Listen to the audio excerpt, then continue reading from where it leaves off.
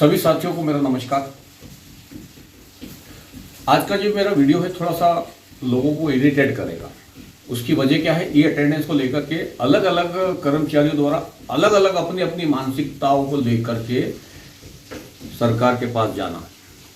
सरकार का मतलब मैं शिक्षा विभाग का नहीं बोल रहा हूँ, मैं बोल रहा हूँ कानून के पास जाना, कोर्ट के पास जाना। अभी अभी कुछ ऐसे वीडियो देखे मैंने, कुछ ऐसी न्यूज़ें देखी हैं जो मैंने ग्रुप में वायरल हुई है। कुछ मेरे आसपास के कर्मचारियों का भी है, कुछ मेरे साथी ऐसे जो रेगुलर भी हैं, कुछ दूर के हैं। उन साथियों से मेरा निवेदन है कि अपने बुद्धिमत्ता का उपयोग इतना करें कि जिससे हमारा आत्मसम्मान बचा रहे।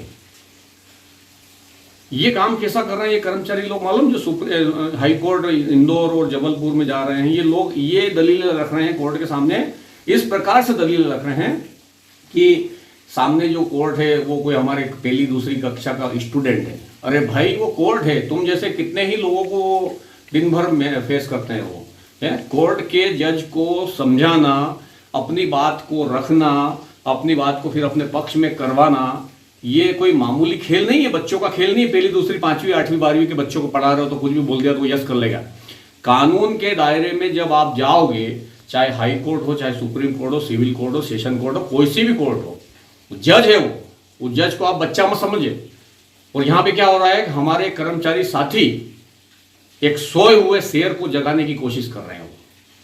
अब वो कैसे जगा रहे हैं मैं आपको बता देता हूं। सबसे पहले क्या हो रहा है कि ई अटेंडेंस को लेकर के सरकार का विरोध हमको करना है कि हमें ई अटेंडेंस जैसी योजना लागू करवाना ही नहीं है। शिक्षा मंत्री कुछ भी कहे, मुख्यमंत्री कुछ भी कहे, वित्त मंत्री कुछ भी कहे, दुनिया के सारे मंत्री कुछ भी कहे, लेकिन हमें प्रेजेंटेशन, हमारी प्रेजेंट होने का जो रजिस्टर है, फिजिकल रजिस्टर जिसमें हम सिग्नेचर करते हैं डेली के, इसके अलावा हमें इलेक्ट्रॉनिक अटेंडेंस नहीं चाहिए। अब हो क्या रहा है इस जगह, श्रीमान कोर्ट जज वकील के माध्यम से जाते हैं, ये मेरा डाटा लीक हो जाएगा। एक अभी मैंने महिला शिक्षिका महोदया का मैंने एक वीडियो देखा, उसमें न्यूज़ बनी हुई है बंसल न्यूज़ की।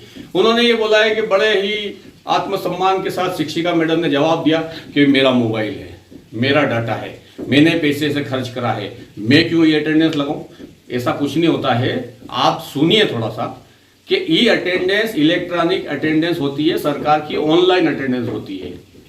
आप अपना दलील दे रहे हैं कि मैं इस मोबाइल जो मेरा है, मेरा डाटा है, मैं पैसे खर्च करती हूं या मैं वगैरह वगैरह, तो आप ये भी समझिए कि कोर्ट है आपके सामने, कोई बच्चे नहीं है। कोर्ट पूछ लेगी आपने व्हाट्सएप अटेंड नहीं कर रखा है क्या एप्लीकेशन को, फेसबुक नहीं लगा रखा है, इंस्टाग्राम नहीं लगा रखा है, ट्रू कॉलर नहीं लगा रखा है, आप अमेजोन से कार्रवाई पैसे नहीं सामान नहीं खरीदते हो क्या, आप फ्लिपकार्ट से सामान नहीं खरीदते हो, दुनिया में दिन भर फोन नहीं लगाते हो क्या, दुनिया के ईमेल नहीं चलाते हो क्या, दुनिया में ऐसी कौन सी चीज, इंस्टाग्राम नहीं चलाते हो क्या।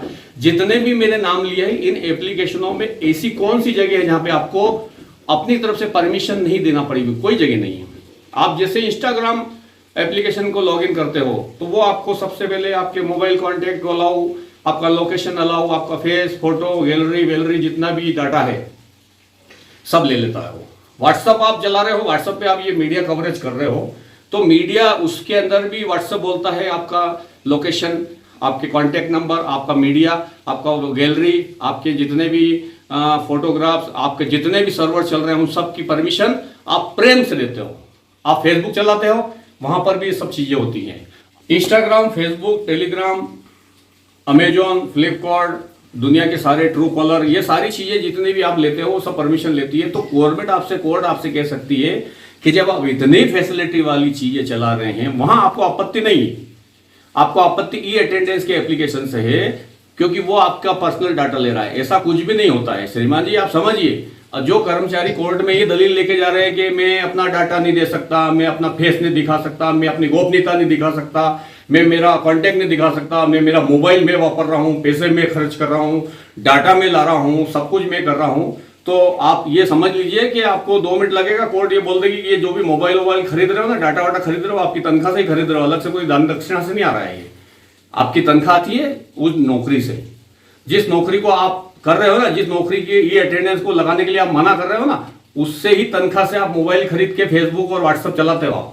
जब इसमें परमिशन दे सकते हो तो आप इसमें क्यों परमिशन नहीं दे सकते हो, ये कोर्ट बोल सकती है आपको। फिर क्या जवाब दोगे आप? तो श्रीमान जी करो दलीलें ये दो जो व्यवहारिक हो। सिर्फ एक बात ध्यान से सुन लीजिए, जितने भी कर्मचारी इस वीडियो को समझ रहे हो ध्यान से सुन लेना, मैं क्या कहना चाहता हूं, मेरी भावना क्या है। मेरी भावना यह है, डाल डाल पात पात मत कूदिए।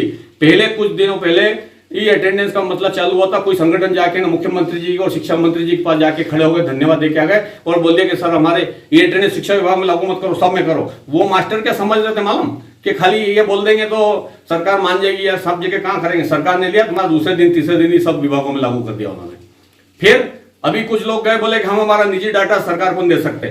फिर सरकार ने बोला हम उस पर मंथन कर रहे हैं, 75% लोग ये अटेंडेंस लगा रहे हैं। उसकी जानकारी लेने के लिए 15 दिन खर्च कर दिए। राज्य सरकार ने कोर्ट से समय मांग लिया। क्या कर लिया आपने? उसके बाद अभी फिर ये इंदौर हाईकोर्ट में कुछ लोग जाके बोल के आए हमारा पर्सनल डाटा हो गया, ये हो गया है।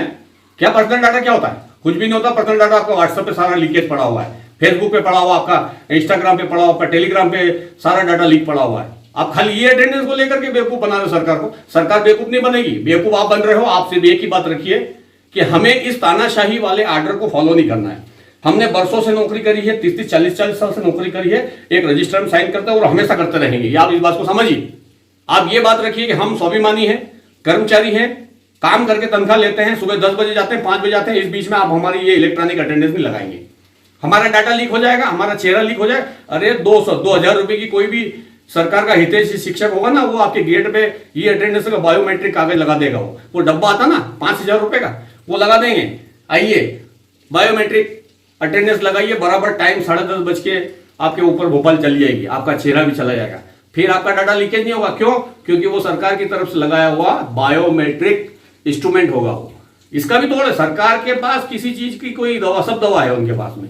जब कोरोना जैसी की वैक्सीन बना सकते हैं, कैंसर जैसी की दवाई बन सकती है, तो ये कौन सी बड़ी बात है शिक्षकों की समस्या। तो श्रीमान जी समझिए, मेरे इस एग्रेसिव वातावरण को आप समझिए। और मैं हर उस शिक्षक और कर्मचारी को कहना चाहता हूं जो कोर्ट और कचहरी की चक्कर काट रहे हैं ना, उनको ये बोलो कि सिर्फ हमारे स्वाभिमान की लड़ाई लड़ो आप। ये डाटा वाटा ने आटा बाटा सब छोड़ो, ये कुछ भी नहीं होता इन सब चीजों से। मेरी आईडी चल जाएगी, मेरी वो चल जाएगी, मेरा फेस चल जाएगा ना, वो चल जाएगा, ये सब फेस सब चलेगा है। धन्यवाद।